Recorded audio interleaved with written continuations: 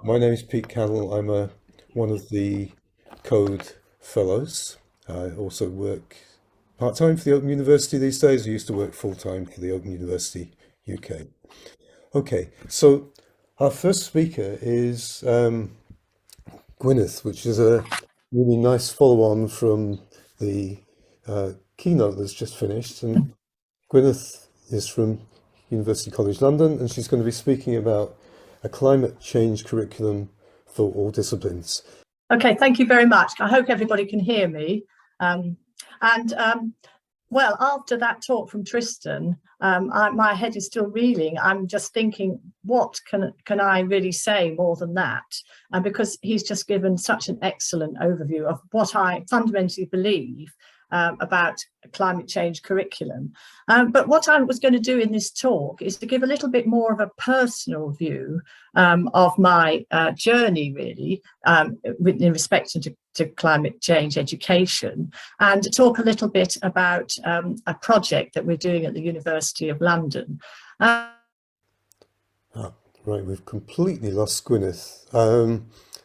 So welcome to Mahdi, who's going to be talking about internationalization at higher education institutions with with a holistic labour market scheme. And Mahdi is from the Bethlehem University in Palestine. So big welcome to Mahdi, and over to you. First, I'll do my best to be as brief as possible to give a chance for my colleagues to have a reflection and to present their papers. But first, I would like to start by thanking the University of London Centre for Online and Distance Education, RIE22 Accelerating Innovation Conference for hosting. One of our roles as academic community members to serve society is to include the development of an attractive, diverse offer of higher educational provision and promotion to attract as many people to education, especially to higher education, as possible. To energize the internationalization scheme by applying micro-credentials will provide many groups of potential learners, both traditional students and non-traditional learners, with new opportunity with a holistic labor market scheme. Therefore, there is a need to work with policymakers to receive support for evidence-based policy development and better regulation to move towards the modernization of the framework conditions at higher education institutions, developing policies that address real internal problems at the institutional level will ultimately benefit the entire academic pyramid. There is, okay. By strengthening micro-credentials, opportunities will become a part of transitioning from in-person to future virtual employing opportunities by creating a new perspective of managing the transition from university to the world of work using a holistic approach. Now, let's talk about real-life practices. From 2019 to present, I offered short forms of virtual education at my home university, provision that theoretically resemble micro-credentials. The common micro-credential framework transformed some of these forms into micro-credentials and developed many new ones. As we have already experienced a milestone in creating an excellent mindset on how to offer micro-credentials jointly with suppliers. The micro-credentials were sponsored by Erasmus Plus and delivered with certificate confirming the learning outcomes of the Connect program, which addresses immigration topics, organized and presented by Soleya, and with the Climate Movement program, organized and presented by Sharing Perspective Foundation.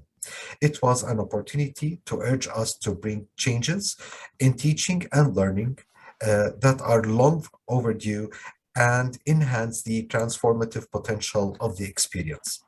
As my previous colleagues, Mr. Tristan mentioned in his presentation about technical and learning climate change in higher education, climate change indeed presents a challenge for lecturers in higher education.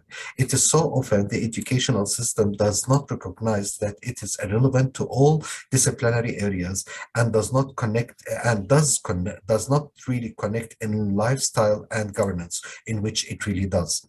I managed to trigger an international startup point to integrate climate movement, which is 9 weeks program, presented as a virtual online course to senior students from the Institute of Hotel Management and Tourism and the first year Faculty of Science AI, Artificial Intelligence, new launched BA program. And I aim to shift climate change as a micro-credential curriculum for viewing this as a responsibility of environment science specialists to promote a climate change curriculum for all disciplines. As I am taking this dialogue one step forward as well to adapt to undeveloped countries' levels for research and further discussion as part of our responsibility as academics for preparing all students, the future leaders, for a future of a global healing and the associated challenges.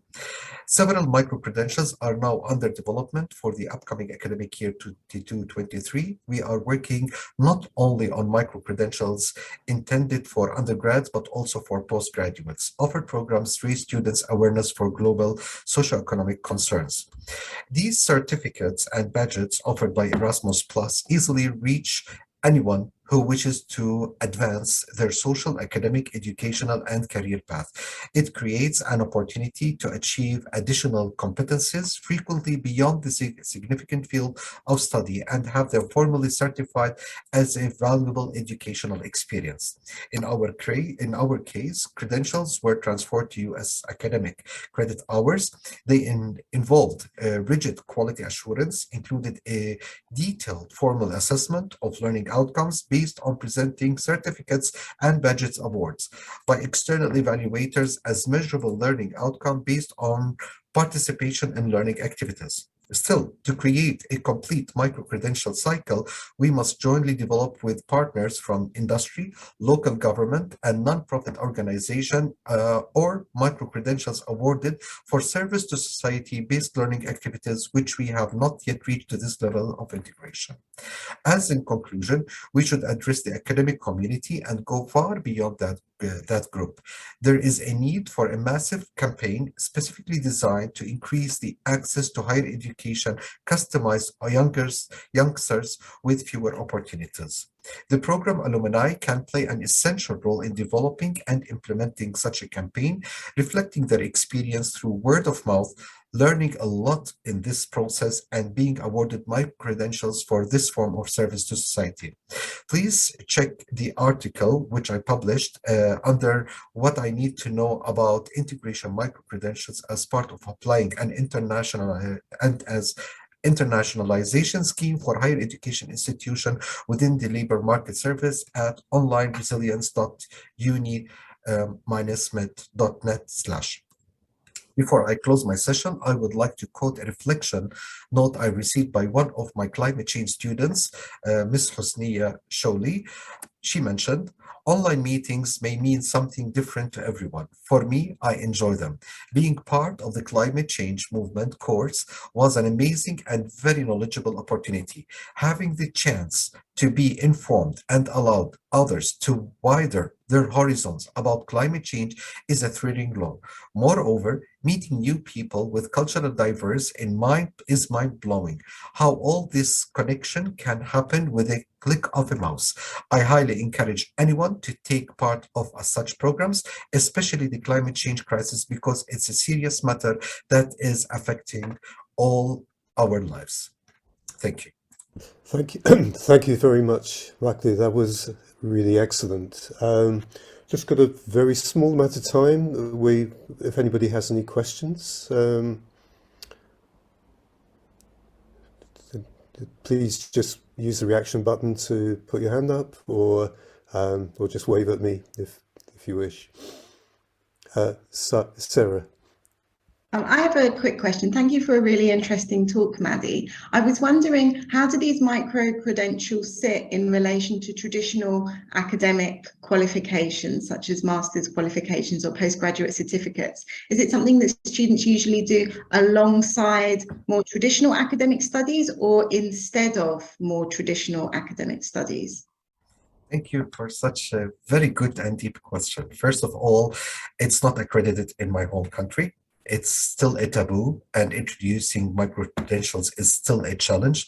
I have been trying to prove it for the past 5 years since I am an Erasmus Plus, and in my position as the external academic relations and a lecturer at my home university, I have the space and authority and the knowledge and the resources in order to develop my courses and to see what is happening. And before the COVID took place, I was already testing these external virtual courses being presented by Erasmus+. To be honest with you, my home university and most of the universities, they don't have the money in order still to integrate this element. We still have a list of challenges in the mindset, in the preparation, in qualifying the teachers, in the understanding of Ministry of Higher Education to accept something that is a foreign body, and to have a people to evaluate your students. And this is not part of the system, this is the external part. To accept the foreigner to do this joint venture, it's still not really realizable, it's not acknowledgeable. So I have been practicing for the past 5 years these methods, and I created some kind of script and scenarios and something that is adaptable to the MENA region. It's not only in Palestine, Jordan, Lebanon, all other countries in the MENA region. So most probably what I have applied, it's the same challenges somebody from the MENA would still have these challenges, but I have the best practices and the methods, theoretically at least. I practiced it on myself, but I do have now the chance to transfer the skills to my colleagues. My fight and battle is still with presenting this case to the Ministry of Higher Education to accredit those micro-credentials, because we are sort of realizing it as a kind of extra co-curriculum activities to our students, but this is not correct. You need measurements, you need standards. And I attend most of the international conferences worldwide about internationalization. They talk about Europe. They don't talk about the MENA region. They don't talk about the Middle East. So we are already way behind. So we need to cope with the movement. So all these things I have mentioned in articles and published online with best methods and practices. And it is considered to use this platform as an open invitation for anybody with interest to cooperate and to collaborate on this issue. Thank you, Mahdi. I think it is, what you've described is a challenge to universities around the world to make ourselves relevant to, and I think introducing the student perspective is really important.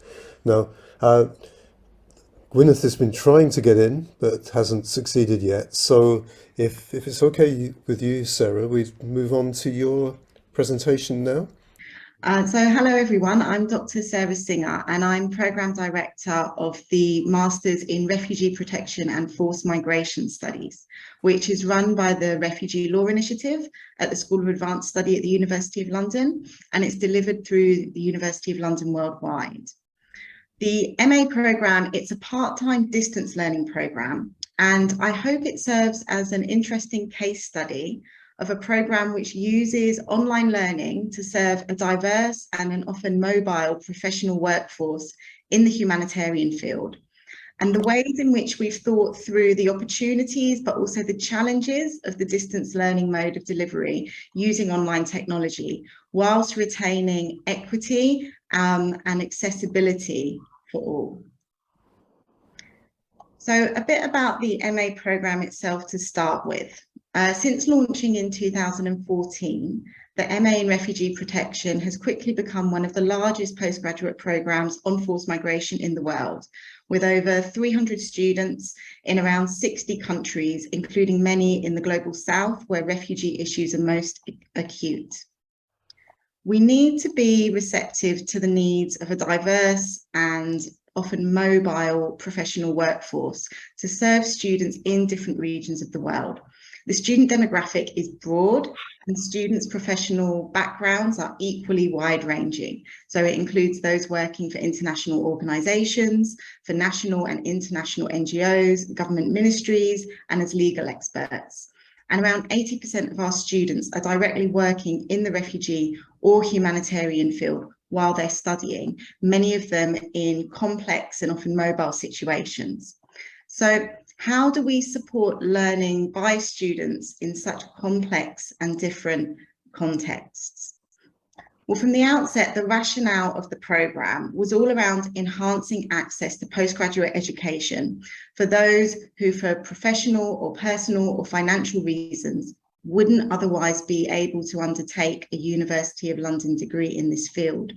And we've deliberately designed the programme to be flexible in response to the needs of these students, while at the same time building a supportive and engaging online environment. So the main mode of interaction between students and tutors on all modules on the programme is via asynchronous discussion forums. For each module studied on the programme, students are enrolled into a tutor group of between 12 and 18 students, and they receive dedicated support and guidance from their module tutor. They engage regularly with their tutor and with other students in weekly or fortnightly discussion forums, which are attached to every topic that they study on a module. And in these forums, students are asked not only to engage with and reflect on the module learning materials, but also to draw on their own experiences and insights. And this facilitates peer-to-peer learning, which is a really fantastic and unique component of the programme. The discussion forums, rather than live webinars, are the main mode of interaction to ensure that the inclusion of students in different time zones, or those with caring or work responsibilities, and ensure that those who are working in complex situations are not disadvantaged if they have weak or unreliable internet connections. We embed formative assessment in the form of online activities, or e-tivities as we call them, throughout each module.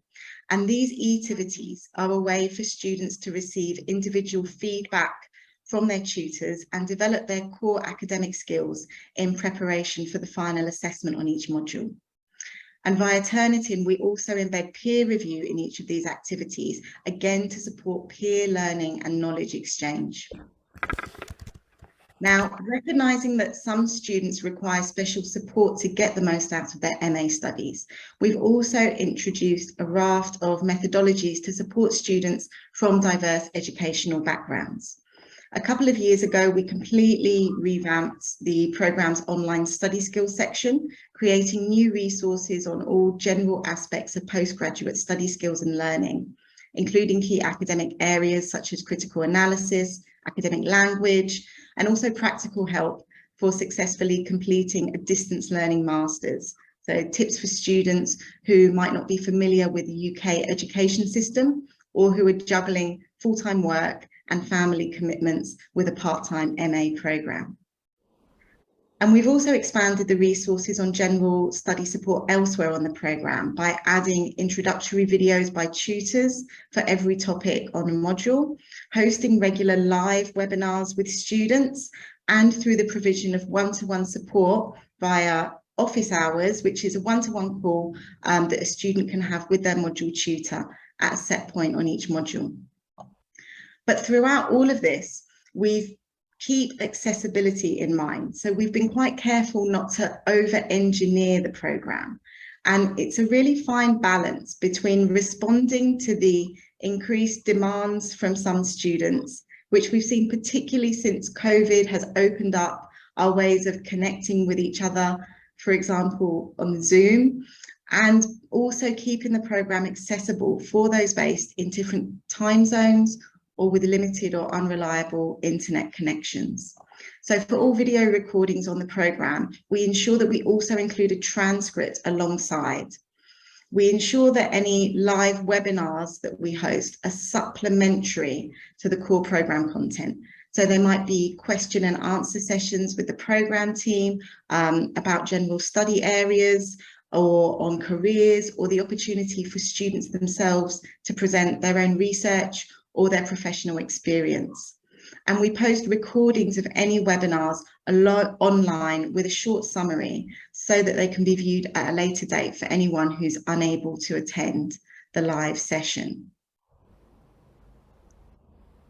Another area we're very mindful of is trying to foster engagement between students using our online capabilities.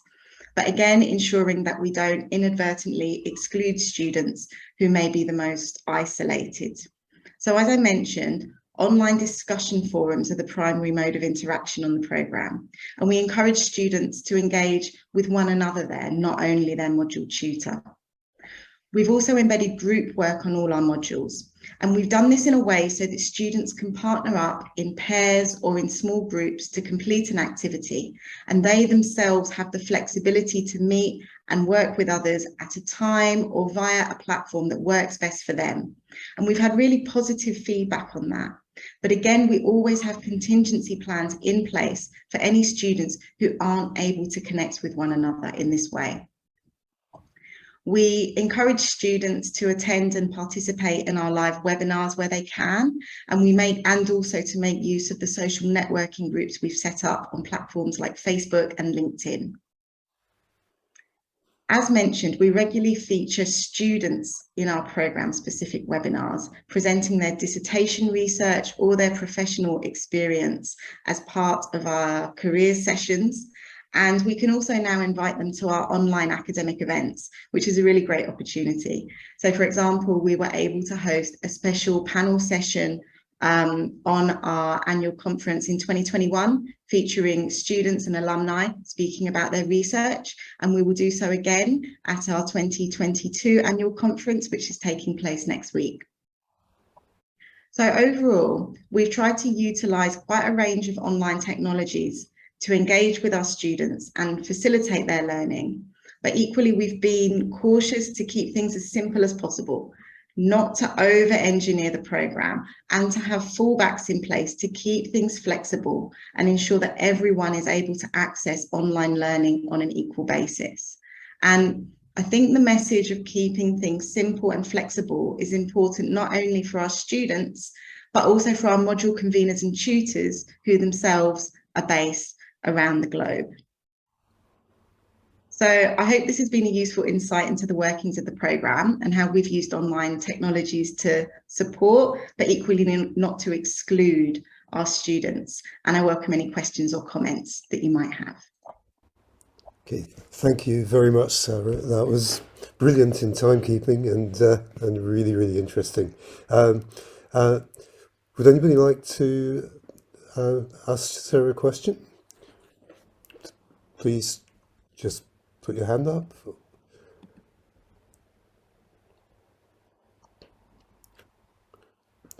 Sarah, can I just make a start? I mean, I really liked the way you talked about kind of integrating discussion forums and assessment kind of into the curriculum rather than kind of seeing it as an add-on. I mean, what's your experience of participation in the online forums? I mean, they have a mixed kind of press in more generally, and sometimes students don't engage, even though it would be in their best interest to do so. How's it gone in the MA? It's a controversial area. So when we first launched the programme, we just encouraged the students to participate in the discussion forums. And what we found is that some students were really engaged and were keeping up with the modules as they progressed. And some students were drifting off. And what we wanted to avoid was having students kind of disappear into the ether, re-emerge when it was time for the final assignment and realise that they hadn't been keeping up with the module materials and really engaging with those. So what we did several years ago is we began attaching a small amount of marks to participation in those discussion forums. And we don't require the students to participate in every single discussion, but in approximately 70% of those, and they get a small amount of marks for doing so. And it's a fairly controversial move to make, and I know some people are for and against that type of award, but we felt that rewarded those students who had been engaging with those materials and the discussions, and really encouraged others to be keeping up with the work, which can be challenging when you are teaching students at a distance rather than on campus, and when they have busy professional and personal lives. Having those clear deadlines set in place, I think, really helps keep the students on track. So we've seen participation be much stronger since we introduced that. Okay, thanks. Right, anybody else? Please just use the reaction button to put your hand up. Okay. So we are now doing okay for time. So and what we can do is, if we create a little bit of time at the end, we can have a bit more space for discussion. So don't feel that you have to ask questions now, but there will be some time to ask questions to Sarah and the other presenters as well later on. Ah, Pete. yes, Gwyneth. Yeah, I'm having, as you can say, I'm having real trouble with my internet connection. I don't know what's going on, which is obviously, I know I sympathise with your learners, Sarah. It's totally frustrating. It is on at the moment, so I wonder if I might try and have another go at my talk. But if it goes off again, I'll just give up. Just have one more try, and just see how it goes. Would that be all right? That's absolutely fine. And I was just about to suggest that. Oh, So, thank you. Great well, minds think well, alike.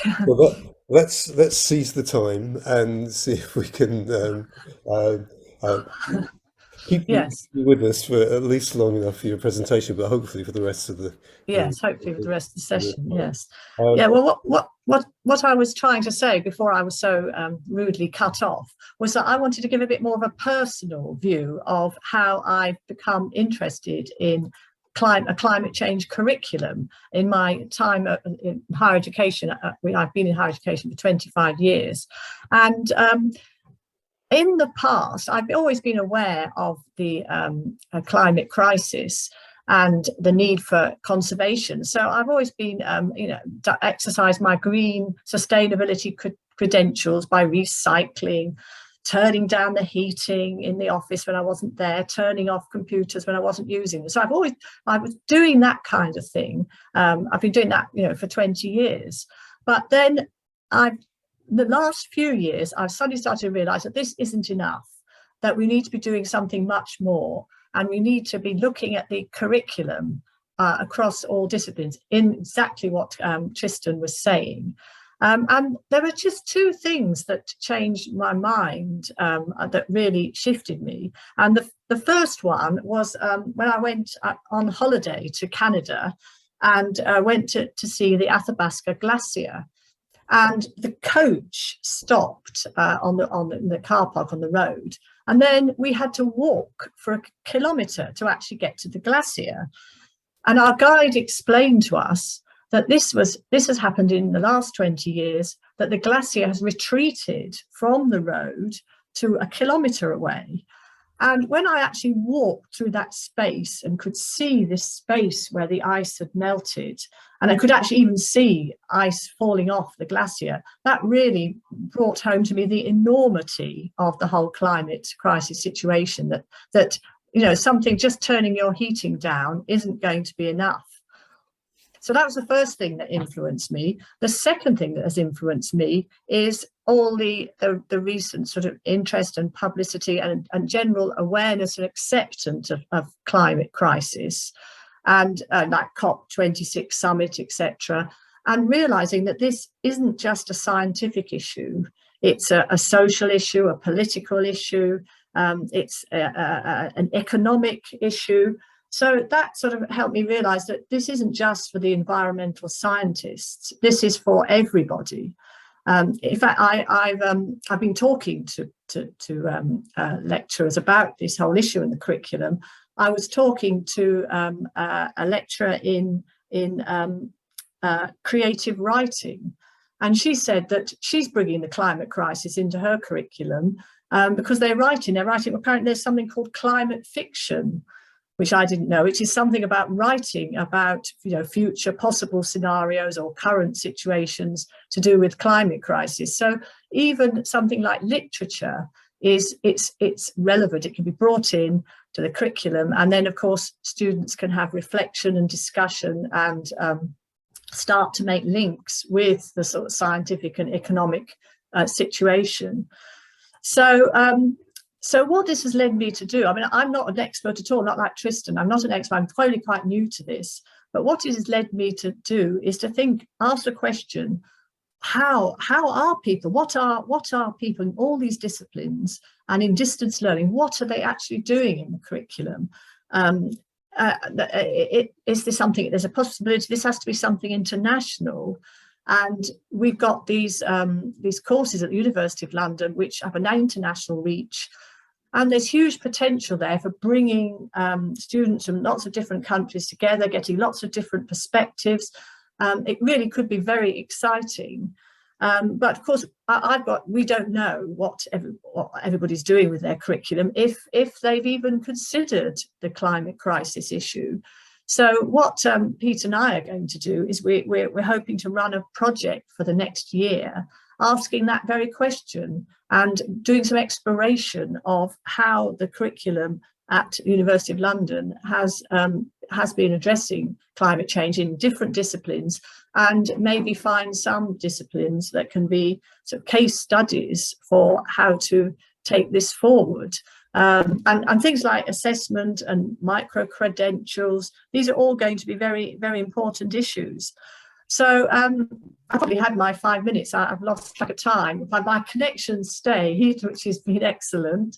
But I just want to think about want to ask the question, really, what are we doing? Or I know if people haven't yet thought of this, that's fine. But there might be some ideas on what someone, say, lecturing in law or economics or literature, what they would like to do, what they feel they might like to do. And what support do they need? And maybe micro-credentials, open education resources, because this is, as Tristan very, very eloquently put, this is a very challenging area. And we certainly can't be saying you must do a climate change curriculum without giving course designers and lecturers and tutors necessarily help and support. So those are the sort of questions that we're going to be asking. So I'll finish there. And happy to take any questions. Okay, thank you very much, Gwyneth. Yes, so who would like to come in? Okay, right. So first Sarah, then Mahdi. Just a couple of comments, really, just I suppose to reflect on your comments, Gwyneth, on the incorporation of climate change into the learning syllabus. So on the refugee protection program I run, we launched a new module just last October, actually, on climate change and displacement. Because previously we'd had climate change kind of filtering in a few different areas. Nebulous way. We felt it actually needed, to be addressed more squarely and to be put at the heart of the displacement discussions. And then I come from a legal background myself, and just reflecting on my experiences, I think that, so at UCL, there's already an LLM module on climate change specifically, I know that. And I reckon that probably most law departments would include modules on international environmental law, and some of them would have specialized climate change modules as well. So just speaking from my disciplinary background, that's what I suspect to be the case for law.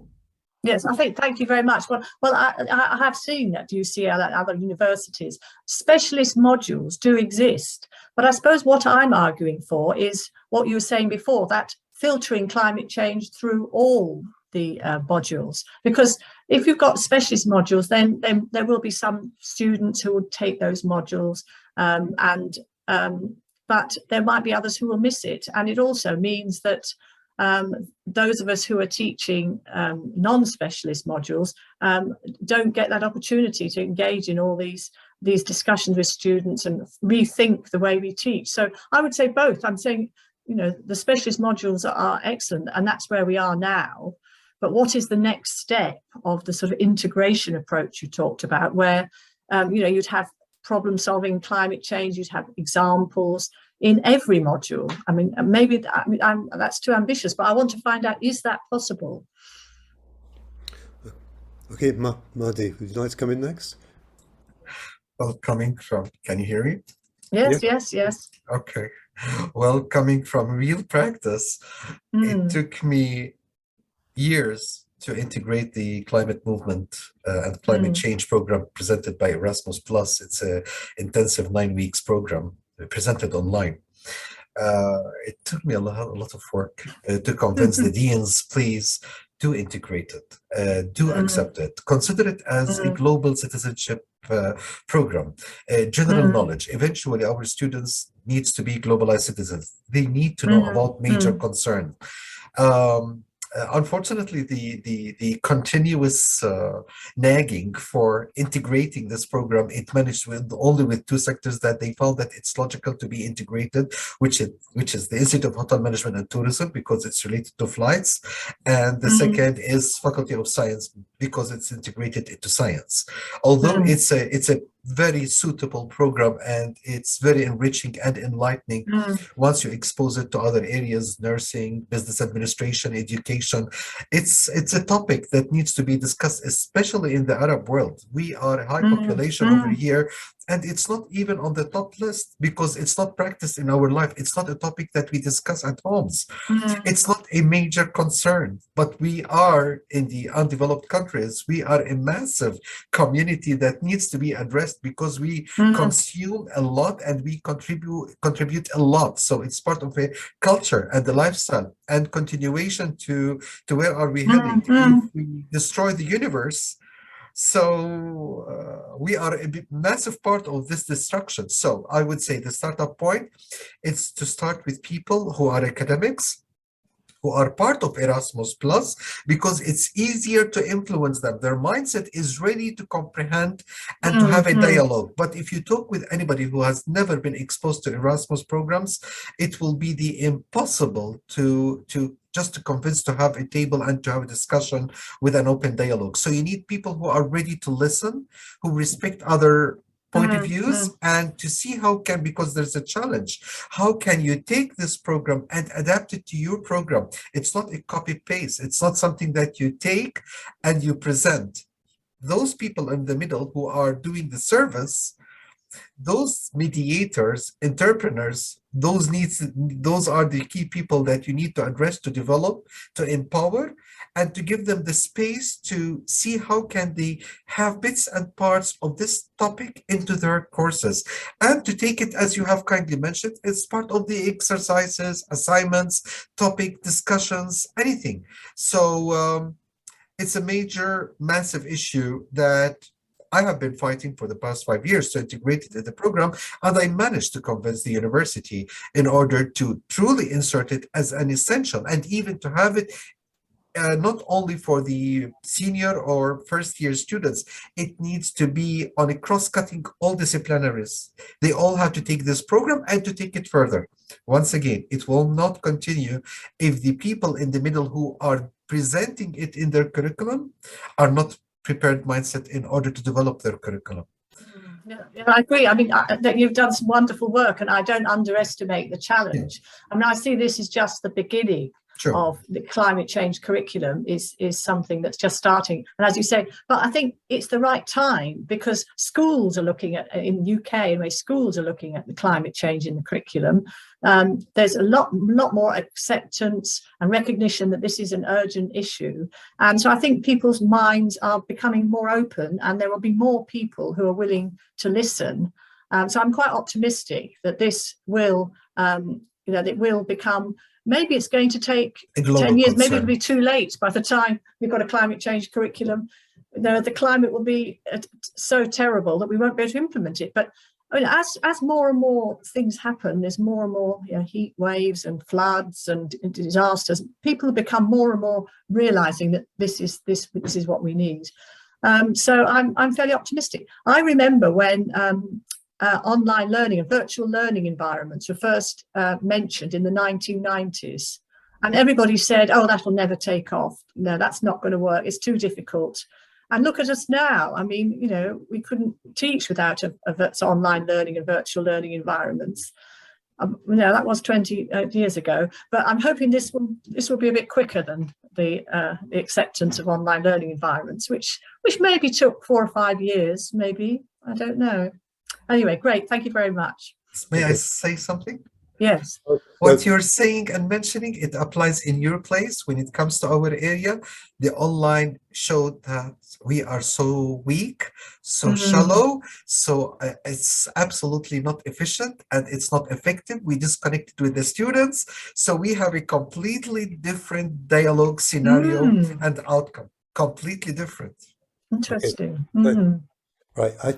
I think we'll probably have to move on now. So, although we may have a bit of time at the end for some further discussion, and we can perhaps try and bring all these really interesting strands together if possible.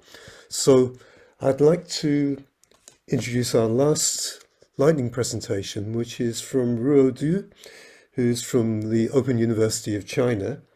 And she's going to be talking about issues and reflections on learning online and a special period in community education. So over to you. So now we start. So my topics about online learning at a special period in community education. My presentation including 4 parts: introduction, methodology, main findings, and conclusion. The Open University of China and 44 provincial open universities have promoted online learning in community education since 2008.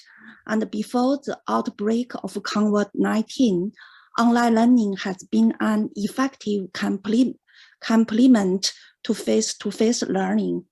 Because of the outbreak, 80% of face-to-face learning has to be suspended in community education in China mainland. So in 2020, an online learning pilot project that is called Online Learning Resources Openness and Sharing Initiative was launched by Community Education Research and Training Center of MOE and 28 community education guidance and service centers at the provincial level. The project aims to provide continuous learning for community residents in special period and propel online learning further.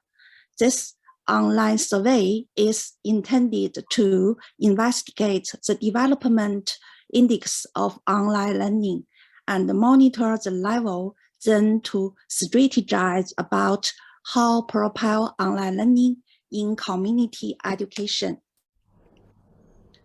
So we use literature review and questionnaire methodology, and we designed the questionnaire with Likert 5 scale on base of online learning index case. The case including online learning capacity, application, support and service, and learning environment. So we collect effective questionnaire more than 2,000. Among all the respondents, female are absolutely majority, account for nearly 80%.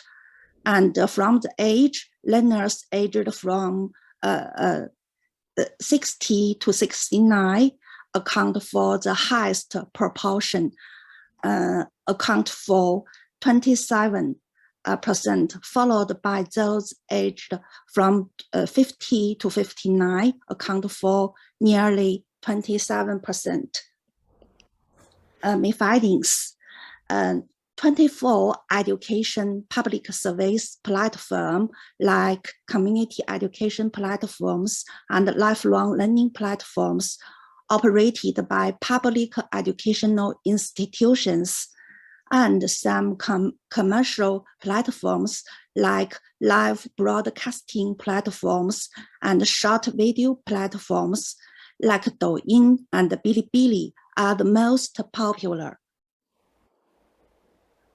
And the main challenges of online learnings are the first, selecting, recognizing, and evaluating the efficient learning materials.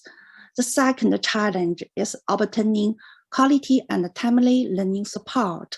The third challenge is in-depth learning about some subject areas.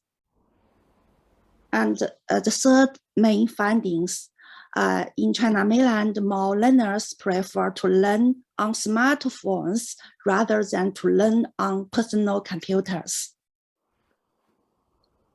So the conclusion, age and gender are not barriers to learning online, but digital literacy.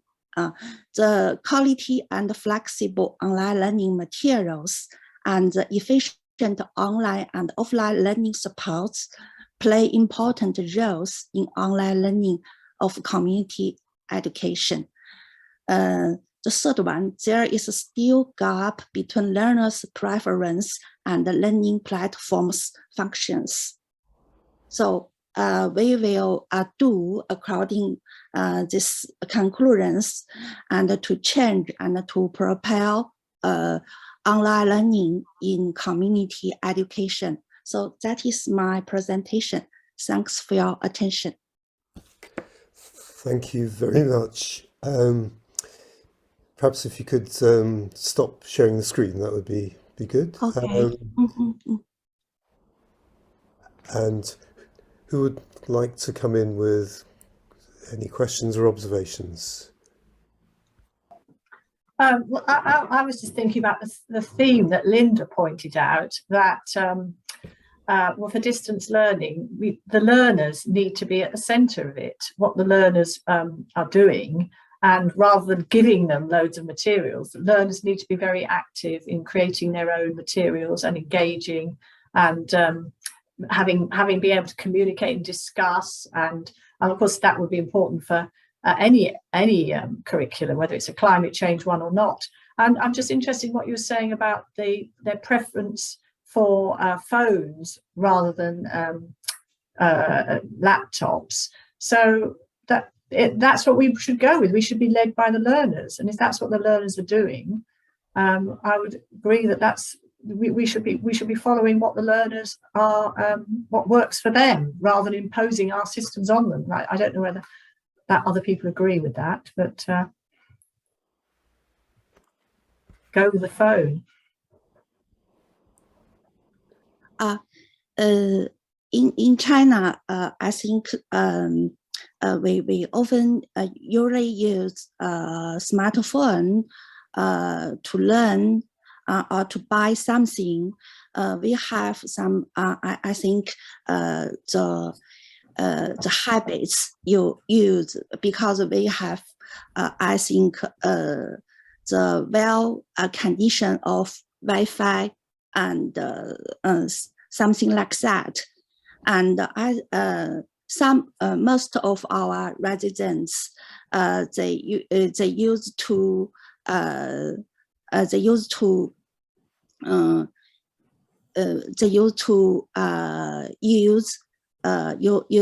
smartphone. So we in our survey and we found that if they can use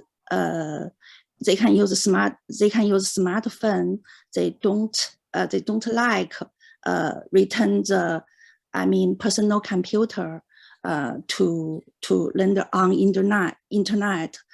So in China mainland, we are for our universities, we try to develop more learning materials online for mobile learning. Yeah. Okay, thanks, Ru. Mahdi, you have your hand up. Yes, testing. Can you hear me? Yes. Well, let's take it one step further. Let's say that, first of all, our situation is in a cycle. Academia is only a bridge. We have the students. If we give them the lead, they want easy money. They don't want to think. They don't want to work hard. They want the easy money. If we give the lead to academia, academia will give the theoretical, will not give the real practices. If we talk about the labor market wants something to be energetic in order to maximize their benefit and profit. In the MENA region and in the Middle East, we have the role of the parents, because the parents, they take the lead into making decisions what students should learn that can secure equality of life and living. So talking about this equation, it's not the issue of what technology you're offering to create the wheel. It's only a tool. So it's not the issue. The issue is, are we, as people who are thinkers, taking it seriously? Do we want our children to be employees and to put them in the industry to be regular employees, or we want them to be entrepreneurs, or the best, which is the mix of both. This is where our influence as academic, in order to create the future leaders of our country, of our voices, is to create this kind of environment where academia is discussed theoretically and to be connected and related to the real life, which is the labor market needs and demands, but nevertheless create this small spark where each person has the space, the environment, the equipment, the accelerators, the labs, where they can create their own business. This is coming from a person from the business sector, this voice. And this voice needs to be like a synergy applying in all academic disciplinaries, that a small element of business energizer need to be integrated in the curriculum. And this is where the small tool of technology can help in order to make this education accessible, enjoyable, fruitful, rewardable, and logistical. That's it. It's simple. Thank you. Ruhr, could I ask you a question? I'm aware that community education has very specific histories in different countries, and I'd be really interested to know a little bit more about the kind of role and purposes of community education in China. Yeah. At the early 80s, in 19th, that means 40 years ago. In China, there give birth to community education. So the first mode of community education is for the child when they leave school, for example, in winter vacation, summer vacation. Some community schools will provide learning service for the children. In the 2000 years, because there are many old age in China, so the community education, the important group of community education is older people. So the teenagers and the older people are the most mainly groups of community education. In China, for example, in community, in a big city like China, like Shanghai, like Beijing, Guangzhou, like that, usually one community there will be a school or a center. The center will provide some learning support and service to the residents like that. So in for 2010, for the Open University of China, we try to propel open online learning for the residents, for the community residents. There are, I think there is for a university, there like a social education we do, like that. Now we have 36,000 centers around the country. Okay, thank you. That was really interesting. So we have just over 5 minutes left, and